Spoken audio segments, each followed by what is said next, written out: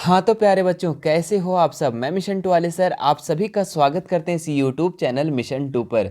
तो आज हम क्लास टेंथ का, जी हाँ, क्लास टेंथ का सोशल साइंस, सामाजिक विज्ञान के 40 most very very important objective सवालों को इस वीडियो में करवाने वाले हैं, जो आपके होने वाली परीक्षा के लिए बहुत बहुत ही ज़्यादा इंपॉर्टेंट है मेरे बच्चे। इसमें हम आप लोगों को क्लास टेंथ के सोशल साइंस के 40 ऐसे सवालों को करवाने वाले हैं जो कि मोस्ट रिपीटेड क्वेश्चन है, कई बार आपके एग्जाम में सवाल पूछे गए हैं और आने वाले एग्जाम के लिए भी काफ़ी ज़्यादा संभावना है कि यहाँ से सवाल बन सकते हैं। तो आप सभी सवालों को अच्छे से देखना, अच्छे से समझना और अच्छे से प्रश्नों को याद भी कर लेना, ठीक है। और अपने जितने भी मित्र होंगे, सहपाठी होंगे, सभी को इस वीडियो को शेयर ज़रूर कर दीजिएगा। तो आइए शुरू करते हैं। और ये जो 40 फेमस सवाल है, सारे से वायरल सवाल है, वो सभी सवालों को हम लोग देखते हैं। देखिए, इसका जो सबसे पहला सवाल देख रहे हैं बच्चे, काफ़ी ज़्यादा महत्वपूर्ण है, कई बार आपके एग्जाम में पूछा भी गया है। जब फ्रांस छींकता है तो बाकी यूरोप को सर्दी जुकाम हो जाती है, यह किसने कहा था। तो जब फ्रांस छींकता है तो बाकी यूरोप को सर्दी जुकाम हो जाती है, यह कथन किसका था। मैटरनिक का, नेपोलियन का, बिस्मार्क का, विलियम का।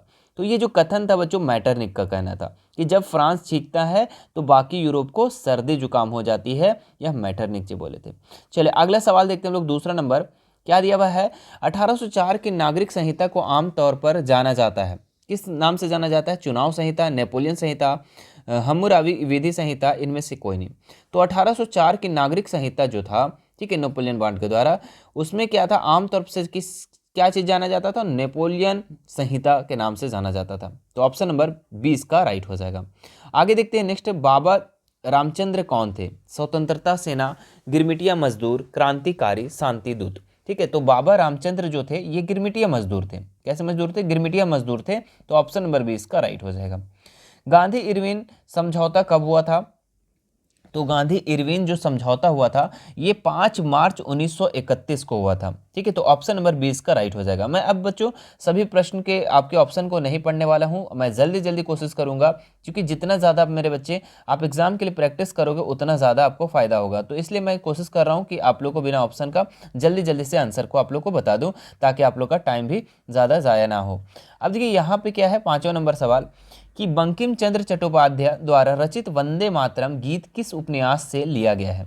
ठीक है, तो बंकिम चंद्र जो है चट्टोपाध्याय, जो उनका जो रचित है ये वंदे मातरम गीत, ये जो है किस उपन्यास से लिया गया। आनंद मठ, दुर्गेश नंदिनी, मृगलिनी, कंपास कुंडलम। तो ये आपका आनंद मठ से लिया गया था। ठीक है, और आप लोग को इस तरीके से प्रश्न भी आता है कि वंदे मातरम का जो रचयिता कौन थे, तो बंकिम चंद्र चट्टोपाध्याय। ऐसा भी सवाल आएगा कि बंकिम चंद्र चट्टोपाध्याय द्वारा रचित कौन से गीत गाया गया था, तो 3-4 रहेगा, तो आप वहां पे वंदे मातरम मारेंगे। और ये किस उपन्यास से लिया गया मेरे बच्चे, तो ये आनंद मठ से लिया गया। चलिए आगे देखते हैं नेक्स्ट सवाल पे हम लोग। ब्रिटेन वुड्स सम्मेलन कब हुआ।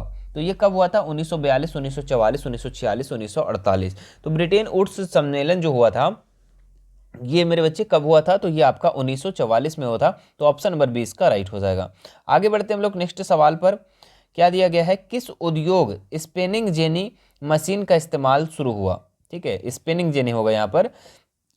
तो किस उद्योग स्पिनिंग जेनी का इस्तेमाल हुआ था। सूती कपड़ा उद्योग, ऊन उद्योग, लौह इस्पात उद्योग, या फिर जूट उद्योग। तो ये आपका सूती कपड़ा उद्योग के लिए स्पिनिंग जेनी मशीन का इस्तेमाल में शुरू हुआ था। तो ऑप्शन नंबर ए इसका राइट हो जाएगा, याद रखेंगे।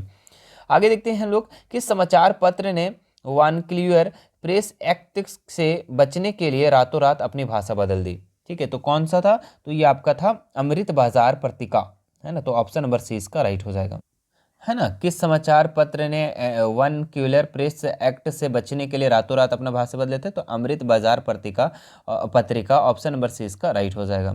चलिए आगे बढ़ते हम लोग नेक्स्ट सवाल पर। यहाँ पे अगला जो सवाल दिया है मेरे बच्चे, क्या दिया गया है, हौसे मेला का आयोजन कहाँ हुआ था। ठीक है, तो हौसे मेला का आयोजन कहाँ हुआ था, गुयाना में, मॉरिशस में, त्रिनिदाद में, या फिर सूरीनाम में। तो ये आपका त्रिनिदाद में हुआ था। ठीक है, याद रखिएगा, हौसे मेला का आयोजन जो हुआ था त्रिनिदाद में हुआ था। आगे देखते हैं हम लोग, भारत में केनाल कॉलोनी किस प्रांत में बनाई गई है।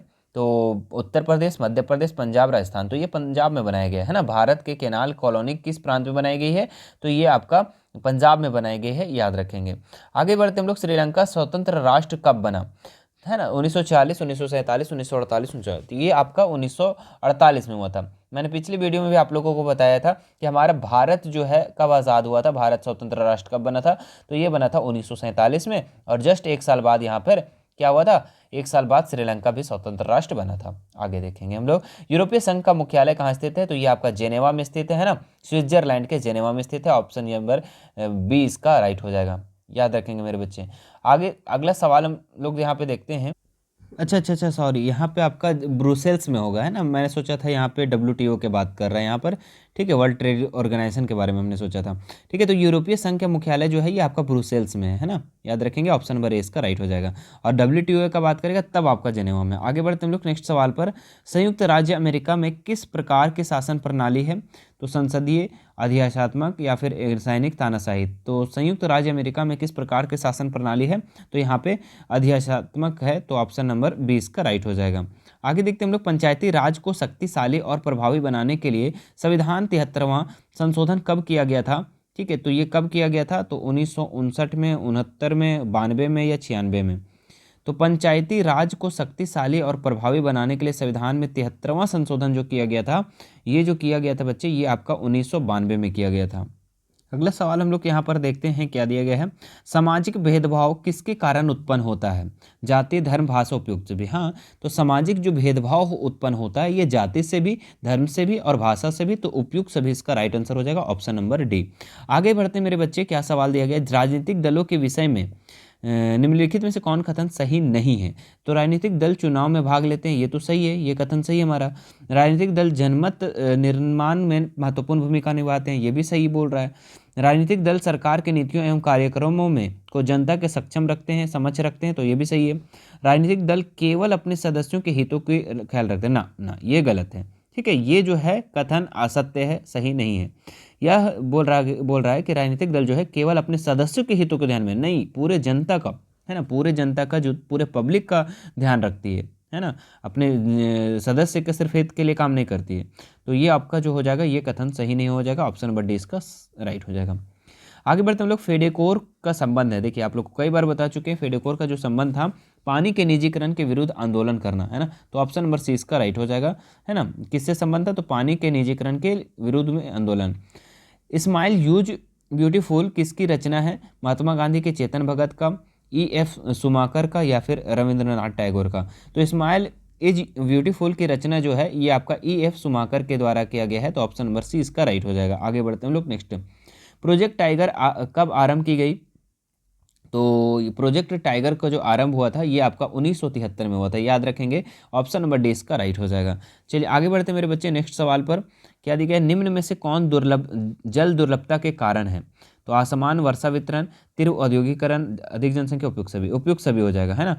जल दुर्लभता के कारण क्या हो सकता है, तो असमान वर्षा वितरण, है ना, मतलब कि कभी कहीं बारिश हो रहा है, कहीं नहीं हो रहा है। तीव्र औद्योगिकरण यानी शहरीकरण जो हो रहा है। अधिक जनसंख्या, ये भी इसका भी कारण है, जल दुर्लभता का, जल की कमी का, तो उपरोक्त सभी इसका आंसर राइट हो जाएगा, ऑप्शन नंबर डी। आगे बढ़ते मेरे बच्चे। क्या है सवाल कि निम्न में से कौन सी एक पेय फसल है, चावल तो नहीं है, गन्ना नहीं, चाय जो है ये आपका पेय फसल है ना, चाय, हम लोग चाय, कॉफी। आगे बढ़ते हम लोग। सबसे कठोरतम पदार्थ कौन सा है, तो दुनिया का सबसे कठोरतम पदार्थ हीरा है बच्चे, याद रखेंगे, सबसे कठोरतम पदार्थ अगर पूछा तो हीरा बोल देना आप लोग। जमशेदपुर में स्थित निजी क्षेत्र का लौह इस्पात उद्योग का क्या नाम है, तो जमशेदपुर में स्थित निजी क्षेत्र का लौह इस्पात का उद्योग का नाम जो है टिस्को नाम है, तो ऑप्शन नंबर इसका राइट हो जाएगा। आगे बढ़ते हम लोग। भारतीय रेल परिवहन को कितने क्षेत्रों में बांटा गया है, तो 15, 14, 15, 17, तो यहाँ पे भारतीय रेल परिवहन को 17 क्षेत्र में बांटा गया है, 17 जोन में, तो ऑप्शन नंबर डी इसका राइट हो जाएगा। भारत के चारों महानगरों को जोड़ने वाले सड़क को क्या कहते हैं, तो भारत के चारों महानगरों को, है ना, चारों महानगर को अगर जोड़ने वाले सड़क को जो है उसको कहते हैं सर्वनिर्म चतुर्भुज, तो ऑप्शन नंबर सी इसका राइट हो जाएगा। आगे देखते हैं लोग। कपास के फसल को कितने पाला रहित दिनों की आवश्यकता होती है, तो कपास के फसल को लिए कितने पाला रहित दिनों की आवश्यकता होती है, तो ये याद रखेंगे आप लोग, 210 दिन, है ना, कितने दिन, 210 दिन। चलिए आगे बढ़ते हैं नेक्स्ट सवाल पर। लोगों के लिए विकास का अर्थ किस प्रकार होते हैं, समान, भिन्न, सामूहिक, व्यक्तिगत। हाँ बिल्कुल, यहाँ पे जो लोगों के विकास जो होते हैं, अर्थ जो होते हैं विकास का अर्थ, वहाँ भिन्न भिन्न होते हैं, सभी व्यक्तियों का एक ही विकास का मतलब नहीं होता है, यहाँ पे सभी व्यक्तियों के विकास का अर्थ अलग अलग समझते हैं। आगे बढ़ते हम लोग, किसी देश की कुल आय और उसकी कुल जनसंख्या से भाग देने पर हमें प्राप्त होता है। तो कुल इनकम है ना, कुल आय से अगर हम जनसंख्या को डिवाइड करते हैं मेरे बच्चे, तो हमारा निकलता है प्रति व्यक्ति आय। क्या निकलता है? प्रति व्यक्ति आय निकलता है। उसको हम लोग औसत एक आय के नाम से भी जानते हैं। तो ए और बी दोनों हो जाएगा ऑप्शन नंबर सी। ठीक है, प्रति व्यक्ति आय को ही दूसरा नाम से हम लोग औसत आय के नाम से जानते हैं। कृषि, डेयरी, खेती निम्नलिखित में से किस क्षेत्र से संबंधित है? तो कृषि डेयरी, खेती करना, ये सब किससे संबंधित है? तो ये प्राथमिक क्षेत्रक में आ जाएगा। किसमें आ जाएगा? प्राथमिक क्षेत्रक में आ जाएगा। द्वितीयक में क्या हो जाएगा? तो उद्योग वगैरह हो जाएगा। उद्योग, फैक्ट्री, बुनाई, बुनना है ना, ये सब, घड़ा बनाना, ये सब हमारा किस में आ जाएगा? तो द्वितीयक में आ जाएगा। तृतीयक में क्या आ जाएगा? सेवा क्षेत्रक बच्चे। सेवा क्षेत्र में क्या क्या आ जाएगा? बैंकिंग प्रणाली जितने भी आ जाएंगे, बैंकिंग से रिलेटेड, टीचर, शिक्षक और ये वकील, डॉक्टर, ये सब क्या आ जाएगा? सेवा क्षेत्र में आ जाएगा। परिवहन, गाड़ी घोड़ा, सब इसमें तृतीयक में आ जाएगा, याद रखेंगे। तृतीय क्षेत्र को क्षेत्रक तृतीय क्षेत्रक को क्षेत्रक के नाम से जाना, मतलब कि किस क्षेत्रक के नाम से जाना जाता है? तो वाणिज्य, सेवा, उत्पाद, सेवा। अभी हमने जस्ट बताया आपको, तृतीय क्षेत्र को सेवा क्षेत्र के नाम से जाना जाता है। तो ऑप्शन नंबर 20 का राइट हो जाएगा। आगे बढ़ते हम लोग, बस 10 सवाल और बचे हुए हैं, फटाफट कर लेते हैं इसको भी। बैंक जमा राशि के बड़े भाग का उपयोग किस लिए करते हैं? तो बैंक जमा राशि बड़े भाग का जो उपयोग करते हैं, ऋण के लिए, मुद्रा के लिए, दो ए बी दोनों के लिए, इनमें से कोई नहीं। तो इसका जो राइट उत्तर हो जाएगा आप लोग का ऋण के लिए, है ना। ऋण लिखाना चाहिए, ऋण लिखा गया यहाँ पर, ऋण, याद रखेंगे। लोन के लिए क्या करती है? बड़े भाग का उपयोग करती है। विनिमय का माध्यम किसे कहते हैं? तो विनिमय का माध्यम जो है बच्चों, मुद्रा। क्या है? मुद्रा है। तो ऑप्शन नंबर सी इसका राइट हो जाएगा, है ना। विनिमय का जो माध्यम क्या है? मुद्रा है ना। मुद्रा से ही हम लोग क्या करते हैं? एक वस्तुओं को एक वस्तुओं से दूसरे वस्तुओं को हम लोग लेते हैं।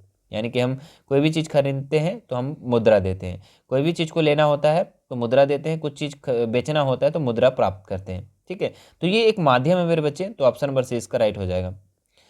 विश्व व्यापार संगठन की स्थापना, है ना, WTO। देखो अभी हम उस टाइम थोड़ा सा गलत बोल दिए थे, वहाँ पे आप लोगों का ब्रुसेल्स आंसर था। ठीक है, WTO की जो स्थापना था ये कौन किया था? तो ये आप कब किया था? तो ये आपका था 1995 में, याद रखेंगे। ऑप्शन नंबर सी इसका राइट हो जाएगा। आगे बढ़ते हैं हम लोग, नेक्स्ट सवाल, विश्व व्यापार संगठन का मुख्यालय कहाँ है? देखो ये आपका जो है ना मुख्यालय पूछेगा तब आप वहाँ पे जेनेवा बोलना, जो कि स्विट्जरलैंड में है। ठीक है, विश्व व्यापार संगठन WTO की जो मुख्यालय है वो कहाँ पे है? जेनेवा में है। उपभोक्ता आंदोलन का उदय कब हुआ था? तो उपभोक्ता आंदोलन का जो उदय हुआ था ये 1960 में हुआ था, याद रखेंगे। ऑप्शन नंबर ए इसका सही जवाब हो जाएगा। ठीक है, उपभोक्ता आंदोलन का उदय 1960 में हुआ था। नेक्स्ट देखेंगे, उपभोक्ता संरक्षण अधिनियम, ठीक है, कब पारित हुई थी? तो उपभोक्ता अधिनियम संरक्षण जो पारित हुआ था ये हुआ था 24 दिसंबर 1986 को। ऑप्शन नंबर 20 का राइट हो जाएगा। भारत में महिलाओं के लिए किसमें सीटें आरक्षित की गई थी? तो लोकसभा, राज्यसभा, विधानसभा, पंचायत। तो पंचायत के लिए, किसके लिए, है ना, भारत में महिलाओं के लिए किसमें सीटें आरक्षित की गई थी? तो पंचायत में, है ना, 1/3। आगे बढ़ते हैं हम लोग, वह व्यक्ति जो पुरुष और महिलाओं के लिए समान अधिकार और अवसर में विश्वास करता है कहलाता है कम्युनिस्ट, नारीवादी, समाजवादी, जातिवादी। तो वह व्यक्ति जो पुरुष और महिलाओं के समान अधिकार और अवसर में विश्वास करता है उसको हम लोग क्या कहते हैं? क्या हो जाएगा इसका उत्तर? आपका नारीवादी हो जाएगा, ऑप्शन नंबर बी, है ना। चलो आगे बढ़ते हैं हम लोग नेक्स्ट सवाल पर। क्या दिया हुआ है? भारतीय जनता पार्टी का मुख्य प्रेरक सिद्धांत क्या था? तो बहुजन समाज, क्रांतिकारी लोकतंत्र, समग्र मानवतावाद, आधुनिकता। तो भारतीय जनता पार्टी का मुख्य प्रेरक सिद्धांत जो था ये क्या था? समग्र मानवतावाद। ऑप्शन नंबर सी इसका राइट हो जाएगा। चलिए आगे बढ़ते हैं हम लोग। लास्ट सवाल देखिए बच्चे, और लास्ट सवाल से पहले अगर हमारे चैनल को अभी तक सब्सक्राइब नहीं किया तो चैनल को सब्सक्राइब कर लेंगे, बेल आइकन बटन को जरूर दबा लेंगे, और वीडियो अच्छा लगा तो वीडियो को लाइक भी कर देंगे, और एक प्यारा सा कमेंट ज़रूर करेंगे। ठीक है, प्यारा सा कमेंट नीचे आप लोग जरूर करना। और इसी तरीके से मेरे बच्चे आप लोग का लगातार आप लोग के फाइनल एग्जाम की तैयारी भी करवाया जा रहा है, साथ ही साथ आपके प्री बोर्ड जो भी एग्जाम है आने वाले सभी के लिए तैयारी करवाया जा रहा है, इसलिए चैनल पर आप बने रहेंगे। क्या है? लोगों को एक संगठित समूह जिसका उद्देश्य चुनाव लड़ना और सत्ता की प्राप्ति करना होता है कहलाता है। तो उसको राजनीतिक दल कहते हैं। क्या कहते हैं? राजनीतिक दल। ऑप्शन नंबर 20 का राइट हो जाएगा। ठीक है, तो आप लोग इस वीडियो को ज़्यादा से ज़्यादा शेयर कर देंगे, जितने भी आपके मित्र होंगे, सहपाठी होंगे, जरूर करिएगा। चलिए फिर आप लोगों से मिलते हैं नेक्स्ट वीडियो में। आप हमारे व्हाट्सअप चैनल, व्हाट्सअप ग्रुप और हमारा टेलीग्राम और इंस्टाग्राम का लिंक मैं डिस्क्रिप्शन में दे रखा हूँ, वहाँ से आप हमसे जुड़ सकते हैं और बेझिझक हमसे कोई भी सवाल कर सकते हैं। मिलते हैं नेक्स्ट वीडियो में। Thank you so much.